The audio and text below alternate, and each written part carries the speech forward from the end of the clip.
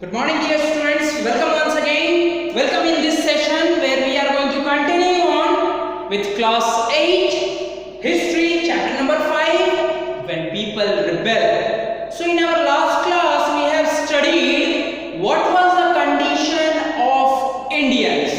Indians means jamindars, peasants, as well as of soldiers, sepoys, right?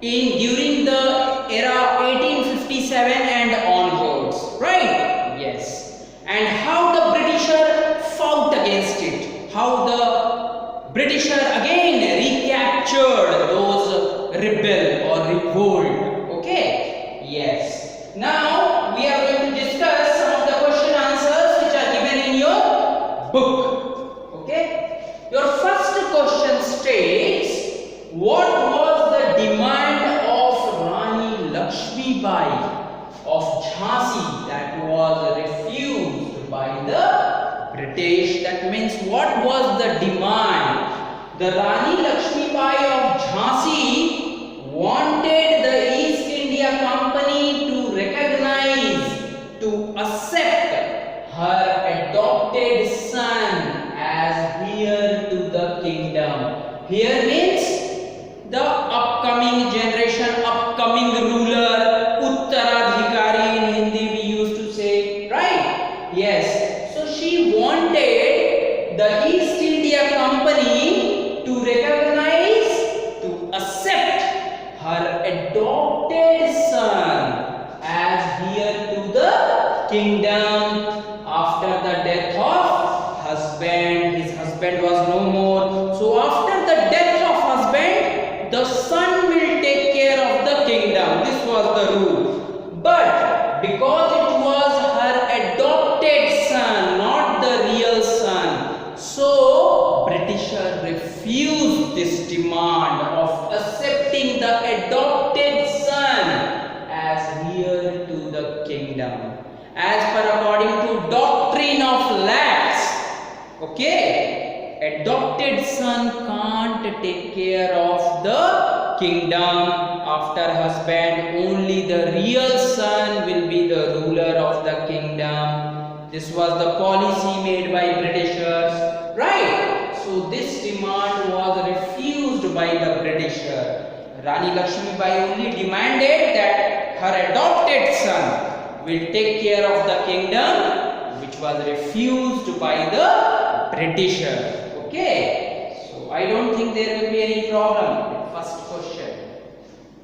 Your another question states, what did the British do to protect the interest of those who converted to Christianity? What is the benefit being provided by the Britisher to those who converted to Christianity? This is the question. Okay, you remember they passed a law which made the conversion to Christianity easier, right? Yes, this is the answer only. In 1850, a new law was passed to make conversion to Christianity easier. First thing. Another thing is this law, this was the policy which allowed an Indian who had converted to Christianity to inherit the property of his ancestors. That means if you are a Christian, after the death of your forefather, your grandfather, your father, you can take the property, you can inherit the property of your forefather. If you are a Hindu or if you are a Muslim, you will not be given the property of your ancestors. This was the policy being made, and this is the interest, this is the benefit Britisher used to provide to Christians. Okay? Yes, so in 1850 they passed a law as per according to which conversion to Christianity becomes easier, and this law allowed the Indians to inherit the property of ancestors if Indian or Christian. Clear? So if you are a Christian, you can take the property of your ancestors. But if you are a Hindu or if you are a Muslim, you can't inherit, you can't take the property of your ancestors. This was the policy made by the Britisher to provide interest, to provide the benefit to those people who get themselves converted to Christian religion. Clear? Yes. Another question is, what objections did the sepoys have? What was the objection of the sepoys, soldiers, to new cartridges that they were asked to use? Remember? Yes. The cartridge is suspected to be coated with the fats of cows and pigs. Right? If it is made up of fat of cows, if you are a Hindu, you can't tear it with your teeth. You can't put the fat of pigs, you can't put the skin of cows in your mouth, right? Yes. And if you are a Muslim, you can't take the fat of pigs, right? Yes. So it affected the religious sentiment of the people, of the soldiers. Okay. So the new cartridges were suspected of being coated with the fat of cows and pigs. So new cartridges were suspected of being coated with what? Coated with fat of cows and pigs. Both Hindus and Muslim sepoys were offended, were hurted by the introduction of these cartridges. Okay, their religious sentiment got affected, got hurted. Their religious sentiments affected, and this was the reason they refused to use the cartridges. Earlier, when the cartridges used to come, before putting them into the gun, there is a rule of tearing the upper part of cartridge with the teeth. Okay? And because the cartridges were made of fat of cows and pig, you can't tear it off from your teeth, especially if you are a Hindu or Muslim. Right? Because Muslim can't take the fat of pig in their mouth, Hindus can't take the fat of cow in their mouth. Clear? Yes, that's why they refused, they denied to use the new cartridges. Okay, this was the objection of sepoys with the cartridges that came. Clear? Yes. So their religious sentiment also got affected, and they were offended, they were humiliated, they were disrespected, they were hurted by the introduction of these cartridges. Clear? Yes. You read this answer very carefully, everything is crystal clear here. Another question, how did the last Mughal emperor live the last years of his life? That means the last Mughal emperor was Bahadur Shah Zafar. You also know the history. The last Mughal emperor was Bahadur Shah Zafar. So how did his last years, how did he live? How did he spend the last years of his life? Answer is, the last Mughal emperor spent the last years of his life in jail in Rangoon with his wife Jeenat Mahal. I have already given you in the notes also. So his last days spent, Bahadur Shah Zafar's last days spent in the jail of Rangoon with his wife Jeenat Mahal. Okay? Yes, very simple, straightforward answers. Number 5 question. What could be the reasons for the confidence of the British rulers about their position in India before May 1857. That means what was the reason of confidence of the Britishers during the era 1857? Why they were so confident that they will rule over country or they will have the recapturing power? What was the reason of their confidence? These are the reason of their confidence. First, there were several riots, there were several riots, there were several fights, there were several quarrels and revolts before May 1857. But all these were suppressed by British then and there only. Suppressed means put down. Yes. So Britishers, when they suppressed the riots and quarrels and struggle amongst the Indians, they grew into confidence that they can suppress any revolt, any rebel of people. Okay, the first reason. The second reason was the Mughal emperor lost its control over the provinces. Another reason that why Britishers grew into confidence, Mughals were very powerful, mind you, but these Mughal emperors slowly and certainly lost their control over the kingdom, over the area, over the zone. Okay. Moreover, local rulers fought among themselves. There is no unity. The local rulers fight against each other. They keep on quarreling with each other and could not present united front against foreign rule, and they could not present unity, solidarity against British rule, against the foreign rule, against the Britishers. Okay, Indians keep on fighting with each other, and the Britishers took full control of this situation, took full advantage of this situation.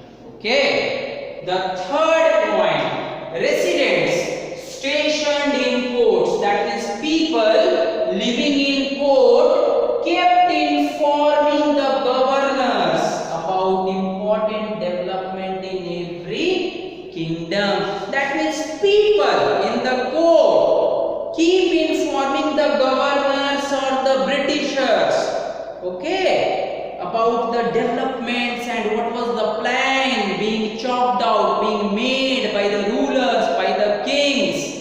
So, if any plan is being made against the Britisher, they got to know early on, right? Yes, so these residents, these citizens, these peoples who were living in courts, who were stationed in courts, who were only over there in courts, they keep informing the governor about the important developments. Okay? Yes. And another point is the powers of Nawabs, Rajas, Jamindars were eroded, were taken away. So these Nawabs, Rajas, Jamindars now no more is having the power. The freedom of rulers, kings reduced, and their territories were taken by stages. Their territories, their zone, their area was also taken in steps, by stages. Okay, slowly and certainly. Their kingdoms were taken away in parts. That's why the Britisher grew in confidence. Okay, during May 1857 and onwards. Clear? Yes. Now another question.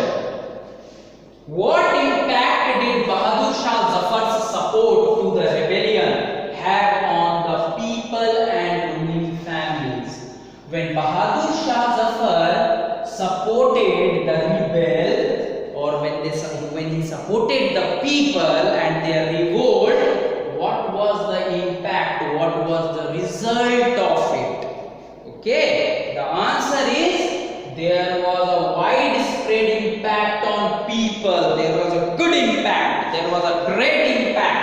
on people after Bahadur Shah's support to rebellion. How come? First one, he wrote letters to all the chiefs, all the rulers to come forward and organize unity of Indian state to fight the Britisher. That means he wrote letters to all the chiefs, all the kings. You should come forward, you should also fight, you should also join the rebel, and you should also fight against the Britishers. Right? Yes. So Bahadur Shah has written letters to all the kings, all the chiefs, that you should organize unity. You should become one. Don't fight amongst each other. You should become one and fight against this British rule together. Okay? Yes. After that, regiment after regiment. Okay? That means every military troop, regiment after regiment revolted, they rebelled and joined other troops at a nodal point like Delhi, Kanpur and Lucknow. That means these regiments have revolted and they joined other troops, not the troops of British, but the troops of people at main centers, at nodal points like Delhi, Kanpur and Lucknow. Okay? Yes. So soldiers also started revolting when they got the support of Bahadur Shah Zafar. Okay? Yes. Moreover, the people also joined the rebellion in mass. People also came together. People also joined and rallied around the leaders, jamindars and rulers who were prepared to fight against the British. Earlier, the peasants, because of irritation and frustration, fought against the Britisher. Now the people also joined the rebel in mass, in huge number, and they supported these jamindars, leaders and rulers to fight against the Britisher. So this was the impact of Bahadur Shah Zafar. When Bahadur Shah Zafar also joined the revolt, when joined the rebel, such things has happened. People also joined him, okay, along with jamindars, leaders and rulers to fight against the British. He wrote letters to all the chiefs and rulers to provide a unity or to provide a solidarity, and by providing the solidarity and unity, you should fight against the Britishers. And the regiment also revolted, sepoys also revolted. Okay? Yes. These also revolted. Soldiers also revolted and joined people at nodal points like Delhi, Kanpur, Lucknow and these important centers. Clear? Yes. Now, another question. How did the British succeed in securing the submission of rebel landowners of Awadh? That means how the Britisher suppressed, how did the Britisher control, how did the Britisher conquer the rebel landowners of Awadh? That means how did Britisher controlled the landowners of Awadh? How did he control the rebel of landowners? How did the Britisher control the revolt of landowners of Awadh? Okay, the answer is the British succeeded in securing the submission of rebel by adopting these methods. So these are the methods by means of which they suppress the land owners of Awadh, or they took control, or they controlled the landowners of Awadh. They controlled the revolt of landowners of Awadh. First thing, they announced, the Britisher announced reward for loyal landowners. Those landowners of Awadh, those landowners who are loyal, who are honest to the Britisher, okay, award will be given to them. Okay, so Britisher announced reward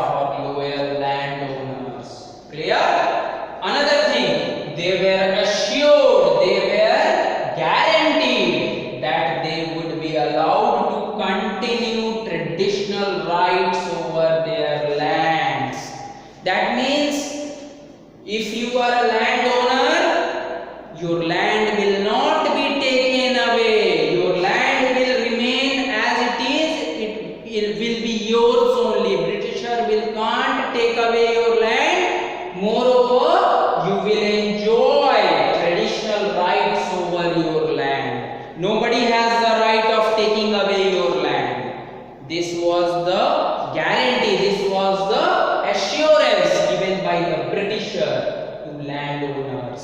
Okay. Third thing is those who had rebelled. Suppose if you have revolted, if you have rebelled, were told that if they submit to British, if you are a revolter, if you have rebelled against the Britisher, okay.